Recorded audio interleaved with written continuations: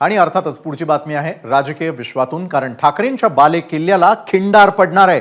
जोगेश्वरी पूर्व मतदारसंघामध्ये ठाकरेंना आता धक्का बसणार आहे।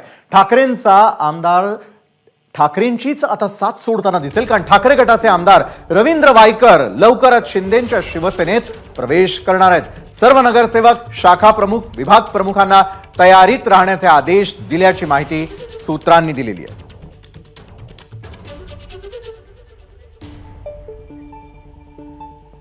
तर ठाकरे गटासाठी हा सगळ्यात मोठा धक्का मानला जातोय आणि याच संदर्भात अधिक माहिती देत आहेत आपले प्रतिनिधी सुशांत। खरं तर ठाकरेंच्या बाले किल्ल्याला खिंडार पडणार असल्याचं आता स्पष्ट होताना दिसून येत आहे। कुठल्या प्रकारचा धक्का आता ठाकरेंना सहन करावा लागणार आहे? नक्कीच विशाल, जर आपण बघितलं असेल तर उद्धव ठाकरे मुंबईतील त्याआधीच कुठेतरी ज्या ठिकाणी ठाकरेंच्या शिवसेनेची सत्ता होती त्याच ठिकाणी कुठेतरी आता त्यांच्या पक्षाला खिंडार पडताना पाहायला मिळत आहे। त्यांच्या जवळचा म्हणजे निकटवर्तीय रवींद्र वायकर मानले जातात ते आमदारच आता त्यांची साथ सोडणार अशी आपल्याला खात्रीलायक सूत्रांकडून माहिती मिळते। जर आपण बघितलं असेल तर गेल्या काही दिवसांपासून रवींद्र वायकर हे एकनाथ शिंदेंच्या शिवसेनेत प्रवेश करतील अशी चर्चा खऱ्या अर्थाने जोगेश्वरी पूर्व मतदारसंघात सुरू होती आणि ते कधी प्रवेश करतील याची वाट देखील अनेक जोगेश्वरीतील त्यांचे कार्यकर्ते बघत होते। मात्र आता जी आपल्याला खात्रीलायक सूत्रांकडून माहिती मिळते त्यानुसार रवींद्र वायकर जे आहेत ते येत्या काही दिवसात शिंदेंच्या शिवसेनेत प्रवेश करणार आहेत। तसे आदेश काही पदाधिकाऱ्यांना, त्यामध्ये शाखा प्रमुख असतील, उपशाखा प्रमुख असतील, विभाग प्रमुख असतील, त्यासोबत रवींद्र वायकर यांच्यासोबत असलेल्या काही नगरसेवकांना तसे आदेश देखील गेल्याची माहिती आपल्याला खात्रीलायक सूत्रांकडून मिळते। त्यामुळे आता रवींद्र वायकर यांचे शिवसेनेत अर्थात शिंदेंच्या शिवसेनेत प्रवेश कधी करणार आहेत ते देखील पाहणं तितकंच महत्त्वाचं ठरणार आहे। मात्र जर आपण विशाल जर पाहिलं असेल तर रवींद्र वायकर हे जोगेश्वरी पूर्व मतदारसंघातील 3 टर्म आमदार आहेत। 2009 असेल, 2014 आणि त्यानंतर 2019च्या निवडणुकीत ते सलग तिसऱ्यांदा आमदार झाले होते। त्यामुळे कुठेतरी हा ठाकरेंना धक्का असणार आहे, कारण जोगेश्वरी पूर्व मतदारसंघात रवींद्र वायकर यांचा एक होल्ड आहे। त्या ठिकाणी रवींद्र वायकर यांची एक ताकद आहे। रवींद्र वायकर यांच्या समोर कोणी जरी उभा राहिला तरी रवींद्र वायकर निवडून येत होते। मात्र आता त्यांनीच जर उद्धव ठाकरेंची साथ सोडली तर हा उद्धव ठाकरेंसाठी सर्वात मोठा धक्का मानला जाणार आहे। कारण जर बघितलं असेल तर उद्धव ठाकरेंच्या अतिशय जवळचे असे आमदार म्हणून रवींद्र वायकर यांची ओळख आहे। मात्र ते देखील आता कुठेतरी शिंदेंच्या शिवसेनेत प्रवेश करणार असल्याची माहिती मिळते। नक्कीच सुशांत, मात्र यापूर्वी देखील आपण पाहिलेलं होतं की राज्याच्या राजकारणामध्ये आणखी भूकंप होताना पाहायला मिळतील, त्याचंच हे सुतोवाच म्हणायचं का? जसजशा निवडणुका जवळ येताना दिसतात अनेक राजकीय धक्के या पक्षांना बसत असल्याचंही पाहायला मिळत आहे। त्यातलाच हा मोठा धक्का उद्धव ठाकरेंच्या बाले किल्ल्याला खिंडार पाडण्याचा असं म्हणायचं का? नक्कीच जर विशाल आपण बघितलं असेल तर लोकसभा निवडणूक तोंडावर आहेत। नुकत्याच काँग्रेसच्या काही नेत्यांनी काँग्रेसची साथ सोडली, काही जण शिंदेंच्या शिवसेनेत गेले तर काही जण अजित पवार यांच्या राष्ट्रवादीत गेले आणि त्यानंतर आता हा सगळ्यात मोठा धक्का जो आहे तो उद्धव ठाकरेंना मानला जातो। कारण ज्यावेळी उद्धव ठाकरेंना मदत होती त्यावेळी रवींद्र वायकर हे उद्धव ठाकरेंसोबत कायमच उभे राहिले होते। जर आपण बघितलं असेल तर शिंदेसोबत ज्यावेळी काही आमदार निघून गेले होते त्यावेळी देखील रवींद्र वायकर हे उद्धव ठाकरेंसोबतच होते।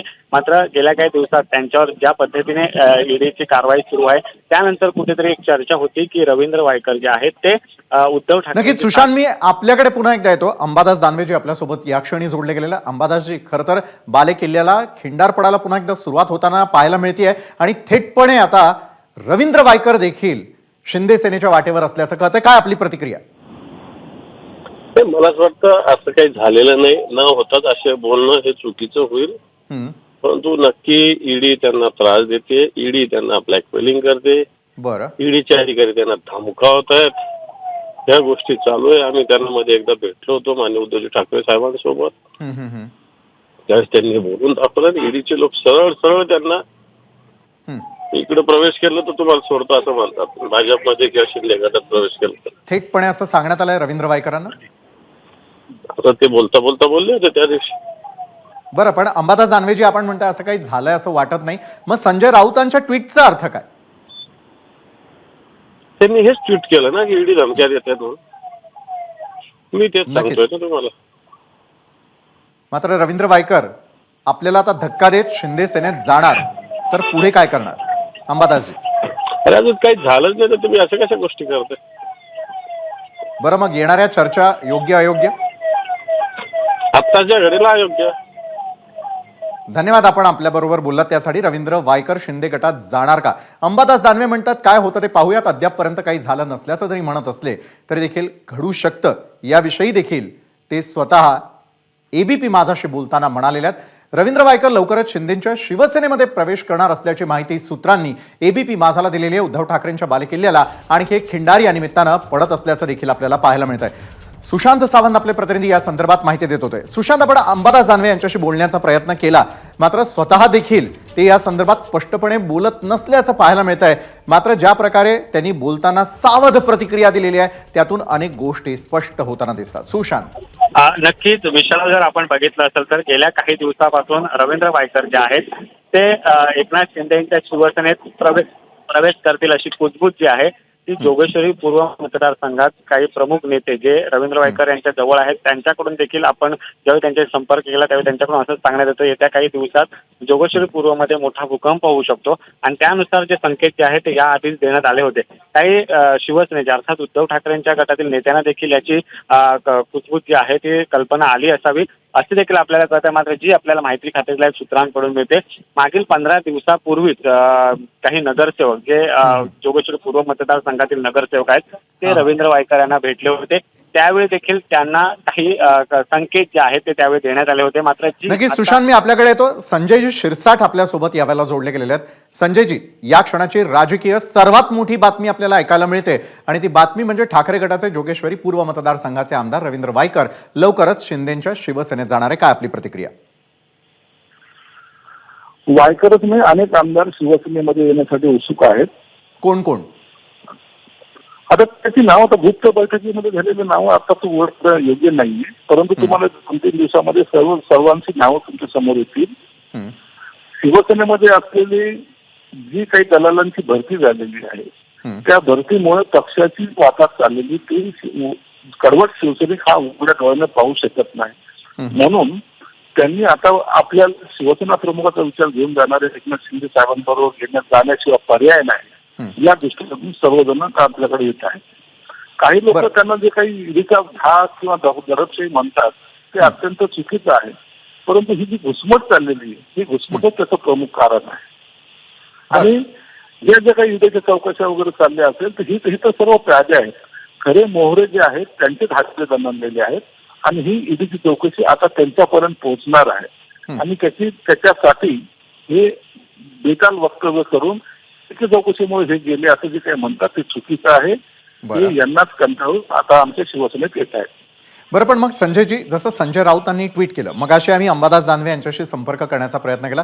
सावध प्रतिक्रिया देताना त्यांनी देखील आम्ही उद्धव यांच्याशी भेटलो होतो आणि त्यांना देखील असलेली संपूर्ण परिस्थिती सांगितल्याचा आणि ईडीचा धाक दाखवला जात असल्याचा थेट आरोप शिंदे सेनेवरती करताना दिसतात. संजयजी, असा आरोप ईडीचा आरोप करून कसं चाललेलो?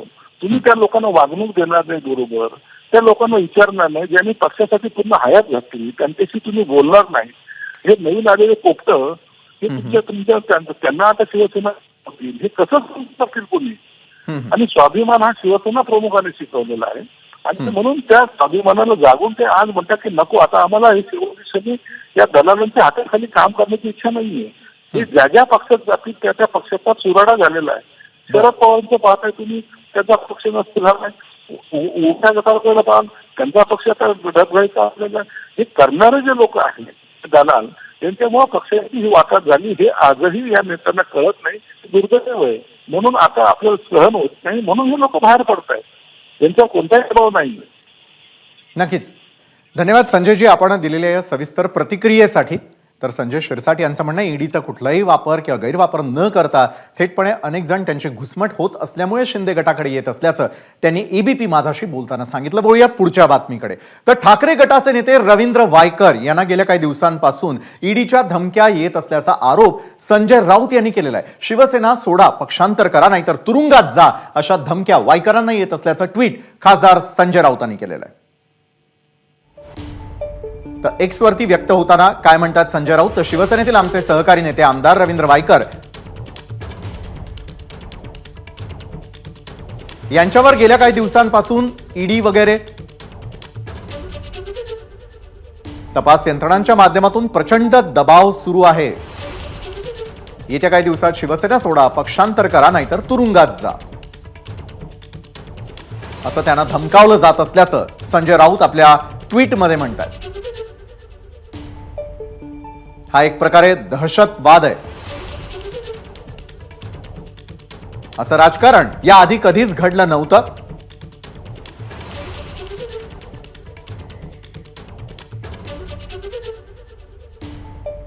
तर रवींद्र वायकर हे निष्ठावंत शिवसैनिक असून ते कोणत्याही धमक्या आणि दबावाला भीक घालणार नाहीत. ते लढतील आणि जिंकतील. आम्ही सर्व त्यांच्या सोबत आहोत, असं संजय राऊत एक्सवर व्यक्त होत आहेत. एबीपी माझा, उघडा डोळे बघा नीट.